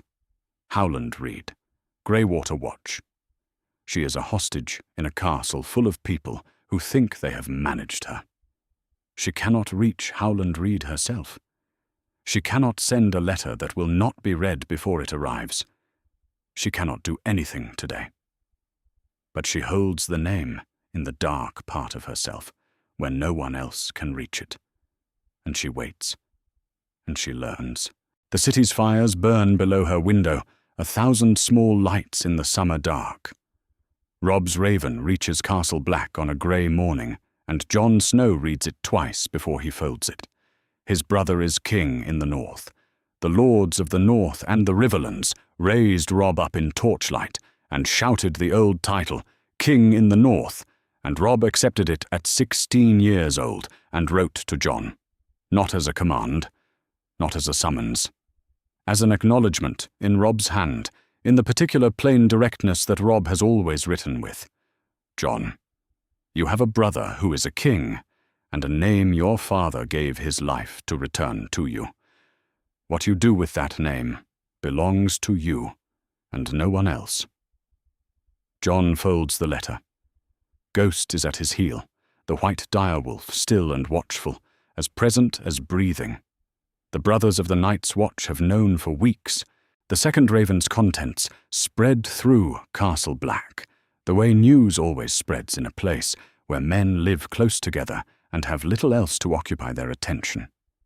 First in whispers, then in the open, then in the expressions of men who have made up their minds about something and cannot stop showing it in the set of their shoulders. Jon has watched it move through the watch and said nothing, and gone about his duties and waited. He has waited long enough. The conversation in the yard this morning told him that. Two brothers standing near the stables, their voices low, one of them saying, "If he is a Targaryen prince, then he outranks every man on this wall, and his orders would supersede the Lord Commander's." The other saying, "A prince on the wall is a political threat. We swore no oath to kings." The first saying, "Maybe some of us should have." Jon walks away from that conversation. He does not want either version of what it is proposing. Mormont calls him to the chambers before midday. The Lord Commander, 69 years old, sits at his desk with the heavy deliberateness of a man who has been up since before dawn, thinking about what to say, and has not quite finished deciding. He is not angry. He is not afraid. He is doing what he has always done, which is looking at the situation clearly and speaking about it plainly. "You have a problem," Mormont says. "Not of your making, but yours to manage. There are men on the wall who will feel they owe a prince something. Loyalty, service, a throne seeking. There are other men who will feel a prince on the wall is dangerous. Politically, for the Watch, for the neutrality we depend on to function. Both of those things are happening. Both of them will get worse before they get better." He looks at Jon. "You are making the wall complicated simply by being what you are." "I am not what they think I am," Jon says. "I am what I was when I swore the oath." Mormont looks at him for a long moment. "Then say so. Not to me. To yourself." He does not mean in words, Jon understands. He means in the kind of choosing that is not a thought, but an act. Jon goes to the base of the wall. He stands there in the cold with his back to Castle Black, and his face turned up toward 700 feet of ancient ice rising against the grey sky, the wall built by Bran the Builder before memory began, 300 miles of it stretching east to the sea and west into the hills, 8,000 years of dead men's watch held in its face. The cold that comes off the wall is different from the cold of winter air. It is older. It is the cold of a thing that has outlasted every argument anyone ever had in the South about who should sit a stone chair. The wall does not know about Targaryens or Baratheons or Starks. The wall knows only what it has always known, what is here and what is coming, and the line between them. Ghost sits beside him. The direwolf's white fur is nearly the same color as the ice. He is mute, has always been mute, will never make a sound that names what he senses, and so he sits and presses against Jon's leg, and the warmth of him is the only warmth in the cold. Jon thinks about his mother. He does not have her face. She was dead before he could see her clearly, dead in a tower in dawn, with the promise already given. He knows only what she chose in her final moment. She gave her child to a man who would carry the secret until it became survivable to speak. She said, "Promise me, Ned." She died holding that. He thinks about Ned Stark, the man he called father for 16 years, whose name he is no longer entitled to. Ned raised Jon as a bastard and carried the weight of that injustice every day, knowing what it cost the boy and paying it anyway, because the alternative was a dead child. He kept the secret for 16 years while everyone misread it as guilt. Then he stood on the steps of the great Sept with ice above him and gave it all back. He used the last breath that was entirely his own to hand Jon his name and his blood and his rightful place, and then he let the sword fall. Jon stands at the wall and holds that for a long time. He thinks about the oath. He swore it here, on this ground, before this wall, in the presence of these men and this cold and this ancient dark purpose. He said the words. He meant them. Night gathers, and now my watch begins. It shall not end until my death. I shall take no wife, hold no lands, father no children. I shall wear no crowns and win no glory. He said every word with the full weight of his intention behind it, with the understanding that those words were permanent, and that permanence was the point. He swore them as Jon Snow. He knows that name was given to him as a protection, a fiction of necessity, a bastard's name put over a prince's blood to keep the prince alive long enough to become a man. He knows the name was never his. He knows the oath sworn under it was, in that precise legal sense, sworn under false pretenses. He also knows that the oath is his word. His word is his, regardless of the name he was wearing when he gave it. His father raised him to believe that, to understand that the honor of a promise lives in the person who makes it, and not in the circumstances surrounding the making. A man who says his oath, held only to the limits of convenient naming, is a man who never meant the oath in the first place. Jon meant it. He still means it. He does not want a throne. He has thought about this carefully in the weeks since the ravens came. He does not want to sit in a stone chair in a warm hall in a southern city. What he wants is here. This wall, this cold, this specific darkness that is older than all the names men give their kingdoms. He has felt something in Ghost since the first day the direwolf lifted his white head and looked north. He has felt it in the cold that seeps from the wall in the night hours when it should not be this cold. Something is coming from beyond, something that does not care who sits the Iron Throne, that makes the war in the south look like an argument between children. He knows this in his bones, and in the direwolf beside him. The war in the north is the only war that matters. He goes to the Godswood when the light is gone. Castle Black's Godswood is small and quiet and dark, the weirwood heart-tree's carved face pale against the black of the surrounding trees. Jon kneels before it on the cold ground. Ghost lies at the edge of the trees and watches, white and still as snow.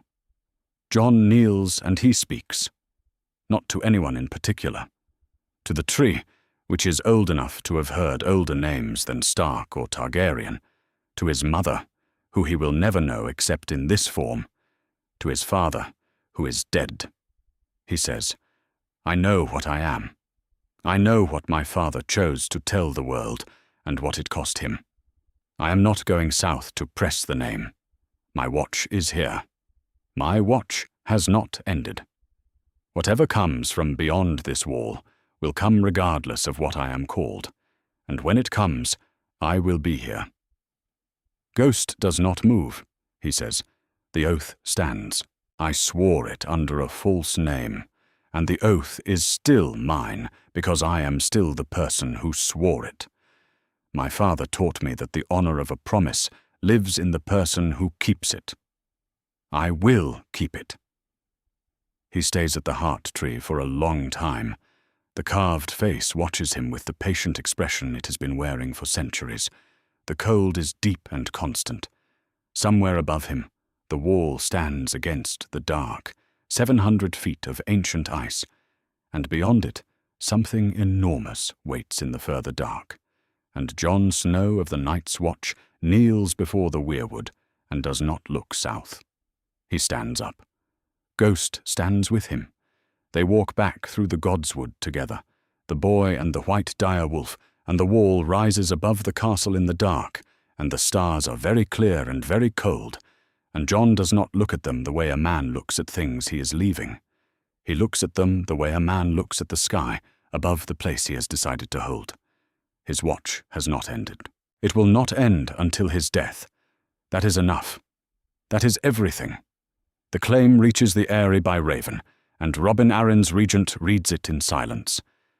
The Eyrie sits at the top of the Giant's Lance, 3,000 feet above the Vale of Arryn, cold even in late summer. The sky very close and very blue beyond its white towers. Robin Arryn, 10 years old, is in the great hall in his chair, with the distracted attention of a sickly child who has been kept too long inside. He does not fully understand what the regent is reading. He understands that it is important from the quality of the silence in the room, the way the regent's face has gone very still, the way the other lords in attendance have found things to look at other than each other. The Vale Knights are fresh and unblooded, and everyone in the realm knows it. The lords who govern the Vale in the name of its young lord have watched the war from their mountain heights with the patience of people who have the luxury of patience, and the claim of a Targaryen heir changes the calculation for every person waiting to see which way the wind settles. The regent folds the letter and speaks quietly. There is no urgency in the voice. There is calculation. The Vale will watch. The Vale will wait. The name Aegon Targaryen is noted. The response will be decided in its own time. Robin Arryn is taken back to his chambers before the discussion goes further. Tyrion Lannister arrives in King's Landing on a cold morning, riding through the city gates at the head of a column of hill tribesmen who have never seen a city this large and are looking at everything with the expressions of people encountering something too complicated to process all at once. Tyrion is not looking at the hill tribesmen. He is looking at the city. He has been in King's Landing enough times to read it the way another man reads a face. What he is reading now is a city that is afraid of itself, that knows something it cannot say publicly, keeping the knowledge like a stone in the shoe. The suppression criers are still going. The people around them listen with the careful blankness of those who have already decided what they think and are waiting for the moment when it is safe to say it. He goes directly to the Red Keep. Cersei is in her solar when Tyrion is brought to her. She is 33 years old, and she looks it in the way powerful women look their age, not older precisely, but more fully occupied by the years they have lived, the intelligence behind the eyes carrying more history than it did when they were young. She looks at her brother come in from the road, and she says nothing for a moment. Then, "You took your time." "The Eyrie is not close," Tyrion says, "and the King's Road is long, and the company was unsophisticated. I'm here." He sits down without being invited. He looks at her, and she looks at him, and between them is the specific silence of siblings who have known each other their entire lives and understand each other's tactics perfectly, and have not, despite this understanding, stopped using those tactics on each other. "The claim," he says. "The claim," she says. "Cannot be suppressed," Tyrion says. He says it plainly, not unkindly, the way he delivers unpleasant facts when he has decided that no gentler delivery will change the fact itself. "You've been trying for weeks. You've succeeded in silencing the public square and doing nothing about the rest. The city believes it. Not officially. Officially they know better than to say so. But in the private places where belief actually lives, the city has already decided. That decision travels outward. It is traveling now. Cersei's face is composed. She's very good at composed. Then it needs to be answered, not suppressed. Yes. The answer requires either of two things. He holds up one finger. You find Howland Reed and silence him before he can testify. He is in Greywater Watch, in the Neck, behind the Cranogman and the Bog, and the only land route into the north. Reaching him is not a small undertaking. Silencing him permanently creates a martyr and a mystery that will feed the claim for a generation. I would not recommend it. He holds up a second finger. You discredit the claim legally. That requires establishing that there was no valid annulment of Rhaegar's marriage to Elia Martell, or that there was no valid marriage to Lyanna Stark, or both.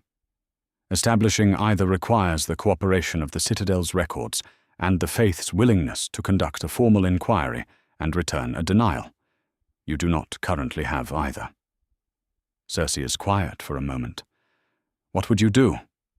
Exactly what I just said. I would not recommend and would not do, Tyrion says. Nothing. At least nothing that involves murdering an old Cranogman in a swamp in the Neck and hoping the Cranogmen don't notice. That is not helpful. It is entirely helpful. I have told you your two options and explained why both of them are bad.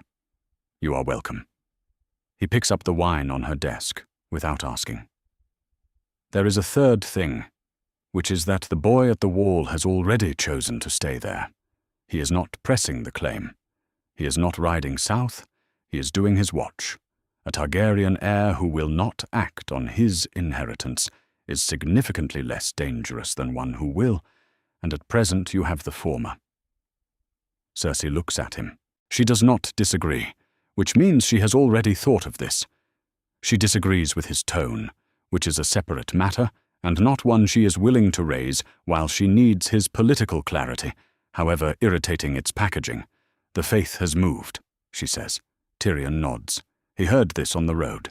The High Septon's ruling has been careful and procedural, which makes it more dangerous than any open declaration. Words spoken before death, in a house of the Seven, carry a moral and spiritual gravity that the Faith cannot dismiss without formal inquiry. Not an endorsement, a procedural protection grounded in the Faith's own principles, immune to royal decree. Cersei can silence the streets. She cannot silence institutions. The inquiry, she says. The Faith will conduct an inquiry. Eventually, Tyrion says, when they have determined which way the wind is blowing. They will not rush. He drinks. In the meantime, you hold King's Landing.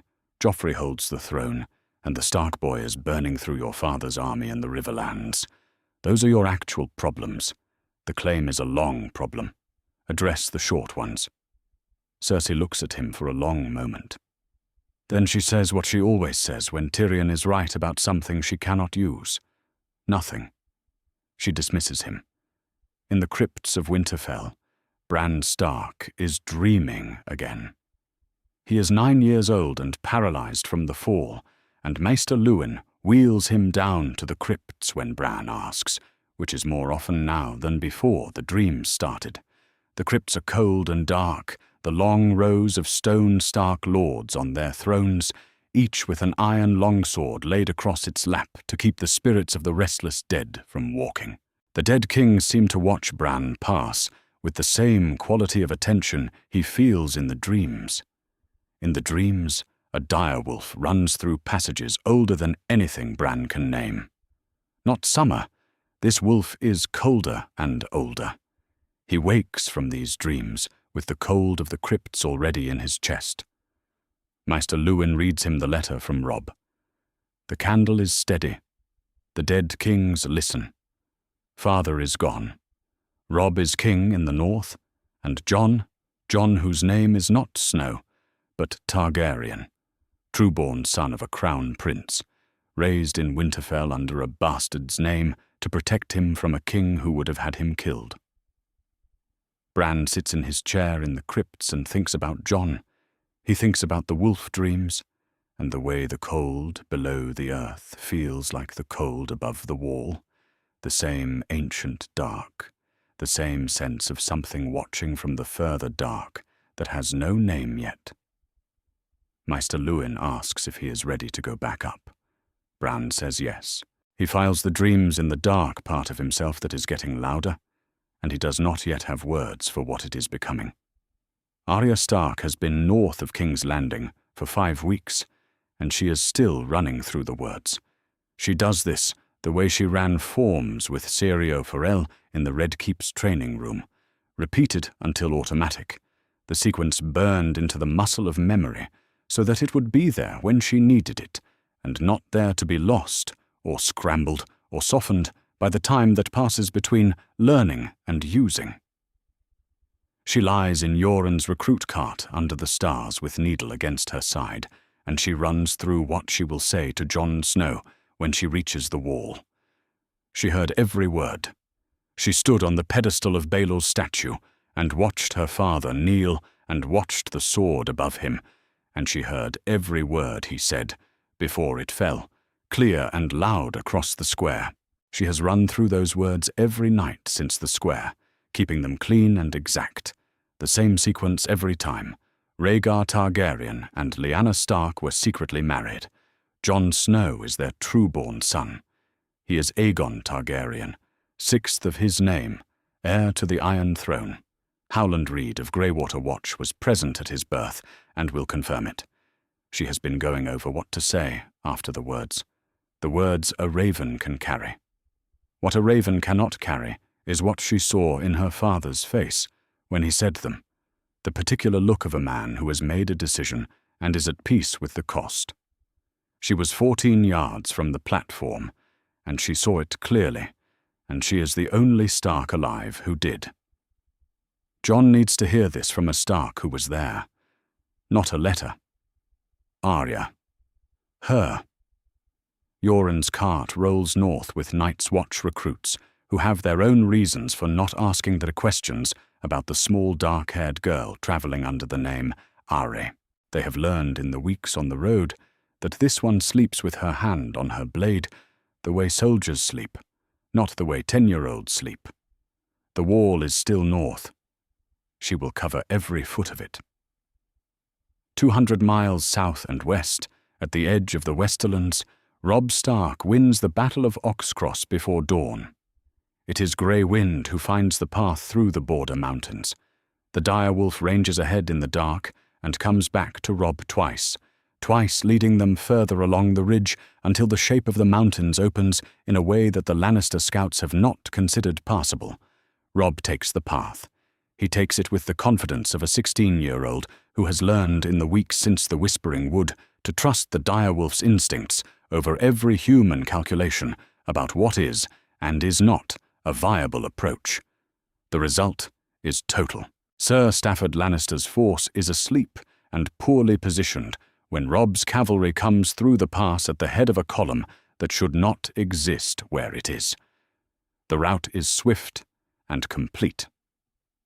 Sir Stafford dies in the confusion. The Lannister grip on the western riverlands cracks open like a door, and Robb Stark rides through it at dawn with Grey Wind at his horse's shoulder, and the banners of the wolf cresting the ridge behind him. The victory does several things at once. It opens the Westerlands to northern raiding, which is a strategic pressure of the First Order. It deepens the sense among the Riverlords and the Northmen, both that their king has a gift for war that goes beyond luck or experience, and it increases the value of the prisoner sitting in his cage in the main camp, because Jaime Lannister's worth as leverage rises with every Lannister defeat. The lords congratulate each other. Robb accepts it with the contained dignity of a man who has learned not to celebrate before the dead are counted. He takes the dispatches that arrived while he was riding. There are 3 ravens. One of them carries a question from the Vale. The Vale lords want to know, through their usual channels, whether the king in the north intends to press his brother's Targaryen claim on the north's behalf. This is not a hostile question. It is a calculating one, the question of men considering their options in a conflict that has become more complicated than it was when it started. Robb reads it once. He knows what has happened.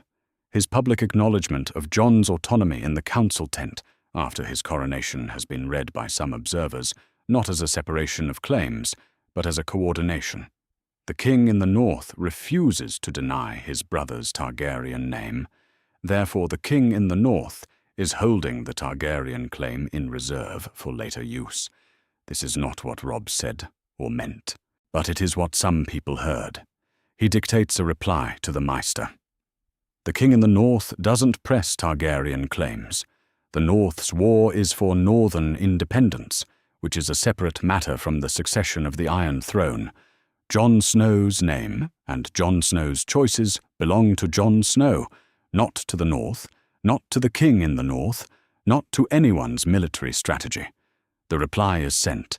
Every clarification feeds the conversation, which Robb understands and cannot help. He is learning that clarity is not the same as control. He is still writing dispatches when Catelyn finds him. She does not come to his tent for the battle's business. She comes after the dispatches are finished and the lords have retired to their own fires when the camp is settling into the particular noise of an army that has fought well and knows it and is not yet ready to sleep. She sits across the camp table from him in the candlelight, and she is quiet for a moment in the way she is quiet when she has decided to say something difficult. Robb waits. He has learned to wait for her, as he has learned to wait for most things that require patience. His father's lesson, absorbed without knowing it was a lesson. Catelyn tells him what she has not told anyone.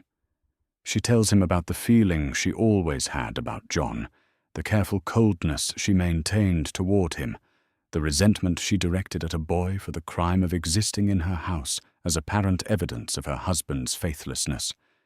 She never mistreated him. She was careful never to mistreat him. She simply kept a distance, the distance between warmth and not warmth, and Jon felt it every day of his life in her house, and she knew he felt it, and she kept it anyway. She tells Robb, Ned refused to name Jon's mother. Not once in 16 years. Not to her, not to anyone. She asked him once, early in their marriage, and he said, "Never ask me about Jon." She understood it as guilt. She carried the resentment that guilt implied for 16 years. If Lyanna Stark is Jon's mother, she says, then Ned's silence was not guilt. It was protection. And she spent 16 years being cold to a dead girl's son who was not a threat to her children and never could have been, who carried a bastard's shame that was not his fault and not his truth, who was raised in her house by a man who could not explain the kindness he owed the boy without getting him killed. She does not say she is sorry. Not aloud. She is not sure sorry is the right word for something this large and this long and this irreversible. She is a woman who holds things honestly, and she is holding this honestly now, in the candlelight, with her son across the table from her. Robb looks at her. He has grown into something on this campaign, some quality of gravity that was not there when they left Winterfell. He says, "You couldn't have known." She says, "I could have been kinder without knowing." He does not argue that. There is nothing to argue.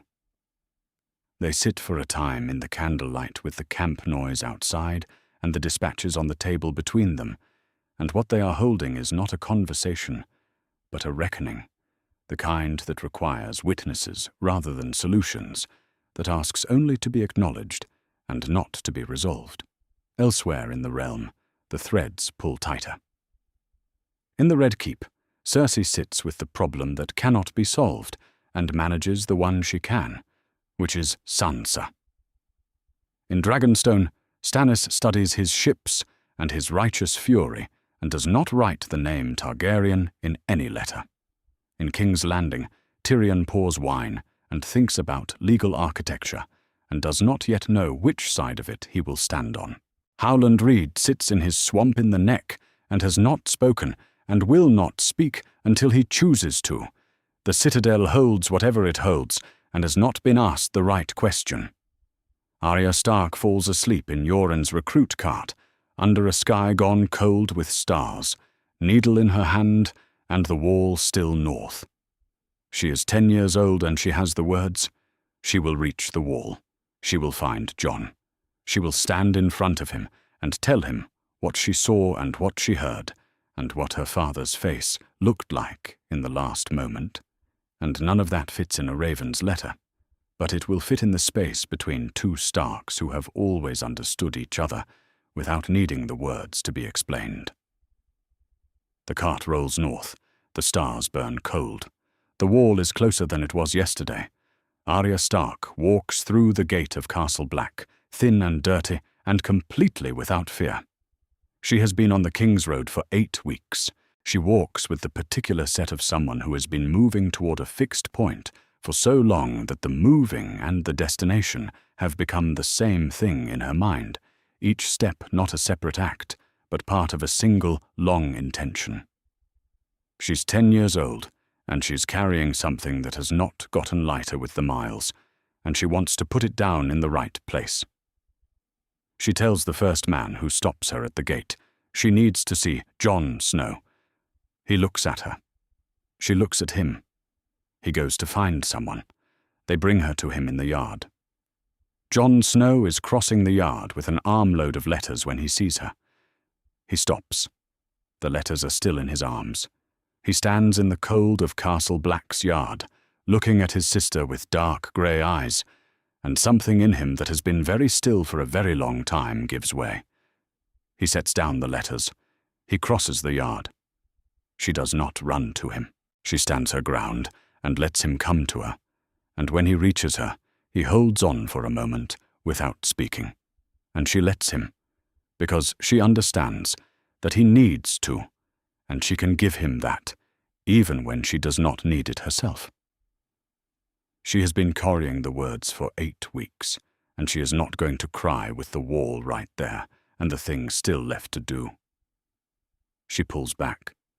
She looks at him. He is thinner than she remembers. His dark hair is longer. His grey eyes are her eyes, the same colour, the same quality of looking directly at things that other people look around. "I was on the statue," she says. "I heard everything." He nods. He already knows she was there. A raven told him that. What he does not know, what ravens cannot carry, is what she is about to give him. She tells him, standing in Castle Black's yard in the cold with the wall above them, and Ghost appearing silently from somewhere at Jon's side, she tells him what she heard their father shout across the square of the great Sept of Baelor. Not a summary, not an interpretation. The words, in order, exactly as she has been running them for 8 weeks. Rhaegar Targaryen and Lyanna Stark were secretly married before witnesses. The child born to them at the Tower of Joy in Dawn has been raised in my household as Jon Snow. He is not my bastard. He is the true-born son of the Crown Prince of the Iron Throne. His true name is Aegon Targaryen. Howland Reed of Greywater Watch was present at his birth and will confirm what I have said. Jon is quiet when she finishes. He already knows the words. They arrived by Raven weeks ago, and he has been living with them since. He knows the words. But hearing them from Arya, from the last Stark who stood in the square, the one who was 14 yards from the platform, who watched their father's face in the last moment before the sword fell, hearing them from her is different. Ravens carry facts. Arya carries the truth beneath the facts, the weight and the witness and the quality of their father's voice in the moment of choosing, and she is giving him all of it, and he cannot look away from it. "He meant it," Arya says. "It is not a question." "Yes," Jon says. "He looked at you, at the end, when he could still see anything. He looked north, toward the statue, and I think he was looking for you." Jon says nothing for a moment. Then, "He found you instead." She takes this in. She has not thought of it that way before. She has been so focused on carrying the words to John that she has not let herself think about what it meant that she was the one who heard them, the one who was there, the one who survived to carry them. She stands in the cold and thinks about her father's face, the last clear thing she has of him, and she does not cry. Ghost presses between them, warm and white and silent. They go to the Godswood. Castle Black's Godswood is small and old and dark, the weirwood heart tree at its centre, pale against the surrounding trees, the carved face in its bark, wearing the patient expression it has worn for longer than the wall has stood. John kneels before it. Arya sits on a root at the edge of the tree's shadow, her knees pulled up, needle at her side. Ghost lies between them, a white shape in the dark. John looks at the carved face for a long time. The face does not change. It never changes. It will not change for another 1,000 years after they are gone. He says the name. Aegon Targaryen. Not loudly, not as a claim, not as a declaration, not as something aimed at any court or any throne or any person who needs convincing. He says it as an acknowledgement, the way a man acknowledges a thing that has been true for a long time and that he has been carrying under a different name, now finally given its right form in his own voice, in his own ears, in the hearing of the sister who brought it to him and the direwolf who already knew. He says, I know what I am. I know what my father chose to tell the world and what it cost him. I will carry the name. I am not going south to press it. He says, there is a war in the south about who sits the Iron Throne. There is another war coming from beyond this wall that makes that war look small. I have felt it. I feel it now. The real war has no claim to press, no throne to win. It is just cold and dark and coming, and someone has to be here when it arrives. Arya watches him. She says, then stay. He looks at her. There is something in her face that is very old for 10. The thing the kings rode and the recruits and the 8 weeks of carrying something heavy have put there. She is not asking him to justify himself or to convince her. She is telling him that she understands, that she came all this way to give him the words and the witness and the permission to be what he is. And if what he is a man who stands at the wall and keeps his watch, then that is what he should be. He nods. She nods. That is enough. Across the realm, the pieces sit where they have come to rest. Robb Stark, king in the north, holds the Riverlands, and a war he is winning. Sansa Stark sits in the Red Keep as a hostage whose silence is purchased rather than genuine, holding more than Cersei thinks in the dark part of herself. Cersei rules through her son, and manages a city that believes, in its bones, that the boy king's claim is triply threatened. Jaime Lannister sits in his cage, knowing all 3 of the threats, and waiting. Stannis Baratheon watches the sea from Dragonstone and doesn't write the name Targaryen in any letter. Howland Reed at Greywater Watch has not spoken. The journal of Sept Maynard sits in the Citadel's archive unread, waiting for the question that has not yet been asked. The truth is in the world. Ned Stark put it there with his last breath in the most sacred space in the 7 kingdoms, and it cannot be unspoken, and it has changed the shape of everything. Jon Snow stands up from the weirwood. He turns to his sister. They walk out of the Godswood together, Jon and Arya and Ghost, and the wall is above them in the dark. 700 feet of ancient ice, blue-grey against the stars, 300 miles of it, stretching east and west to the ends of the world. Jon stops at the wall's base and looks up at it, and Arya stops beside him and looks up with him. What is it? She says. What you said about what's coming. He is quiet for a moment. Ghost sits between them, white as the wall, still as the wall. I don't have the words for it yet, he says. Something old, something that doesn't care about us or our names or our wars. He pauses. I just know it's there, I know it's coming. She looks north with him. The wall fills their whole vision, everything above them the same ancient pale blue, the stars visible just at the edge of it, where the ice meets the sky. Beyond the wall there is only the dark and the cold, and whatever waits in the far distance that has no name yet. They stand there together for a long time. The last lord's bastard who is not a bastard, and his fierce small sister who carried the truth across 2,000 miles of King's Road to give it back to him, ghost between them, white and silent. The wall at their backs, and the truth spoken, and the world already changed, not at the Iron Throne,